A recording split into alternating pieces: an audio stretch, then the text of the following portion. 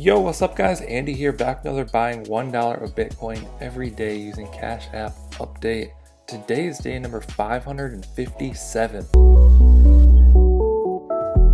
Okay, so here we are on Cash App. This is the app that I use to invest $1 in Bitcoin every day. If you don't know how to use this app or don't know what's going on, check out some of the previous videos on my channel. There's hundreds of tutorials and experiments for Cash App. You can also sign up using the link in the description and get $5 for free. Let's go ahead and hop to the investment tab. We've got stocks and Bitcoin. We want to be on the Bitcoin tab. So Bitcoin currently at $11,714, up about 1.63% today. Had a nice little jump yesterday, about dead even on the week, up 27% on the month, 14% on the year, and a massive number all time. Some big news from yesterday: Dave Portnoy invested $1 million in Bitcoin. He is the founder of Barstool Sports. It's not a huge deal, but he is a pretty big internet personality, has a big following and things like that. So it does bring some more exposure to cryptocurrencies and Bitcoin. So let's scroll down here. Bitcoin owned 0.073. I did purchase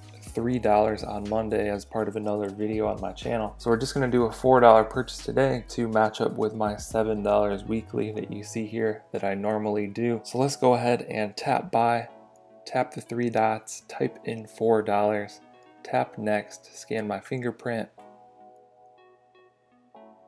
We're going to have a 3% fee on this buy like we normally do, but you got to do what you got to do. Tap confirm. And just like that, we've added more Bitcoin to the portfolio. Tap done. Seems the chart is struggling right now, but it's back. So now total Bitcoin owned 0.0734. Nice little addition there. Let's go ahead and do the math on this.